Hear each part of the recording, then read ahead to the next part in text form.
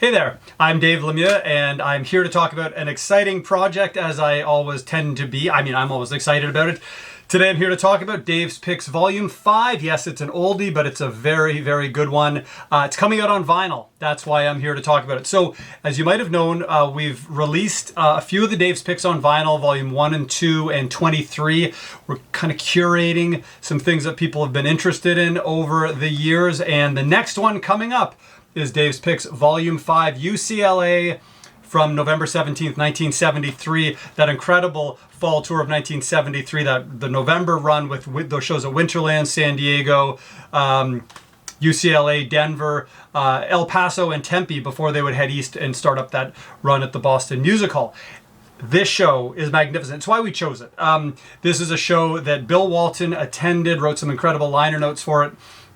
It's an interesting show in a lot of ways. I'll go through a few of the highlights. It opens, interestingly enough, with Me and My Uncle, not traditionally a show opener. And then it's followed up immediately. So you get this 3-minute Me and My Uncle, great version, followed by one of the best versions of Here Comes Sunshine I've ever heard. Truly a magnificent rendition of Here Comes Sunshine, which had just been released a month earlier on October 15th, 1973 on Wake of the Flood. You get an incredible China Rider. You get all of the great music you kind of expect from a first set in 1973. Big River, Brown Eyed Women, Around and Around, Tennessee Jed, Road Jimmy, on and on. The second set is, in many cases, where it's at. And the first set, as magnificent as it is, the second set is where they really start soaring. And this is the second of 3 performances of the sequence of playing in the band into Uncle John's band, into Morning Dew. And then at the end of Morning Dew, they seg beautifully back into Uncle John's band, back into playing in the band. The first time they did it was a week earlier on November 10th at Winterland, and then they would do it about 5 months later at the Cow Palace in Daly City, the first show with the Wall of Sound on March 23rd, 1974.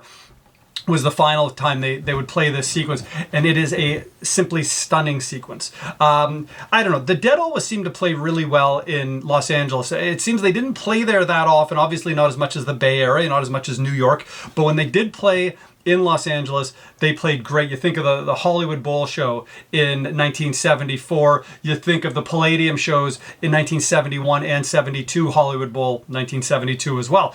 On and on. I could go on and on and on, but there's so many great shows in Los Angeles, and this is certainly one of them. UCLA, November 17th, 1973. So it's been remastered on vinyl from the original analog tapes. We didn't go back to the digital source from which we when this was produced many years ago. This came out in 2013, so this is already over a dozen years old. It's coming up on 13, 14 years.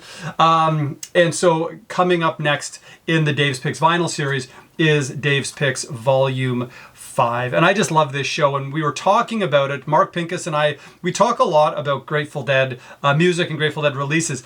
And about a year and a bit ago, we were talking about the future of Dave's Picks on vinyl and thinking what would be the next few that we might focus on. And the one that we both went to, and Mark is the one who first suggested it, and I was on board immediately, was going back to Dave's Picks Volume 5 from UCLA. Instantly, I said, that's a great pick. First of all, came out a long time ago, sold out 13 years ago. So it's great to get it out on vinyl so more people can get their hands on it. And it's also a terrific show, and it sounds great, recorded by Kid Candelario. Great artwork too. I just love that. I don't know if that's coming in focus. So do check it out. The Dave's Picks do tend to sell out when they're on vinyl. I don't know how many are being pressed, but not that many. Enough that I think most people will be able to get it, but they will ultimately sell out. So do kind of pick it up sooner than later. We've got some plans for, I think, great releases for the rest of 2025, and we're already working really hard on 2026, different Dave's Picks. We're heading into number 57 next year, box set ideas, record store days. So, the future is bright. If you like Grateful Dead archival releases, which I certainly do, and I imagine you do as well. It's a great end of 2025 coming up over the next few months, but 2026 is looking just as exciting. We try to always make it as exciting for us to work on these things, but mainly for you guys to be able to pick up some great music. So do check it out. Head over to dead.net for all the information.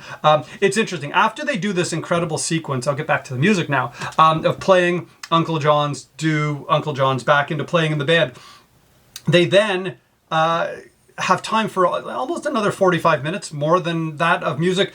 Stella Blue, another one of the new ones from Wake of the Flood. El Paso, in a really interesting placement right towards the end of the show, traditionally more of a first set song. So you get El Paso, and then they have the energy to do a simply incredible Eyes of the World. Right towards the end of the show, Eyes of the World into Sugar Magnolia to end the show. I mean, what a way to end a Grateful Dead performance of this quality that, hours ago had opened up with Me and My Uncle, Here Comes Sunshine, had that great China Rider, and then you go through this playing in the band sequence that'll, blow your mind. My good friend Dan Ross, a guy I used to go on Dead tour with in 90, 91, we used to trade tapes all the time, we used to talk Dead all the time, same age as me. Guy loves the Grateful Dead.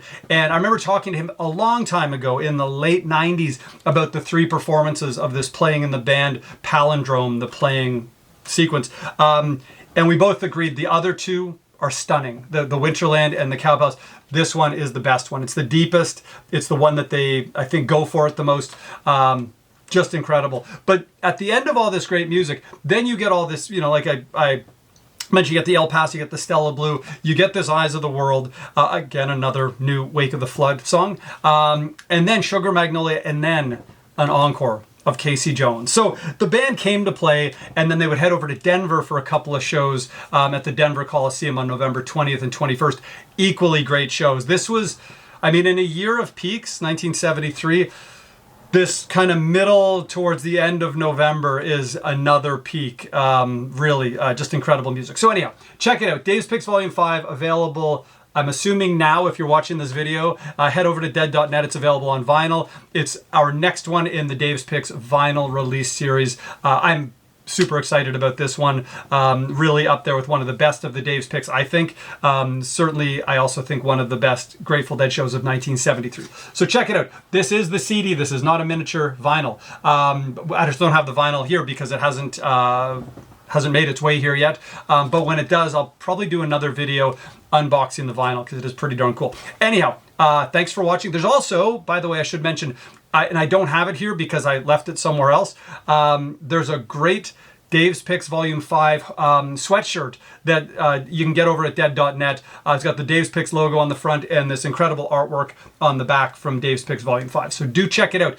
Thank you for watching, and I will see you here probably soon. We're getting kind of close to Dave's Picks 56 announcement in a couple months. That's a fun one too. Thanks for watching, and I will see you here pretty soon.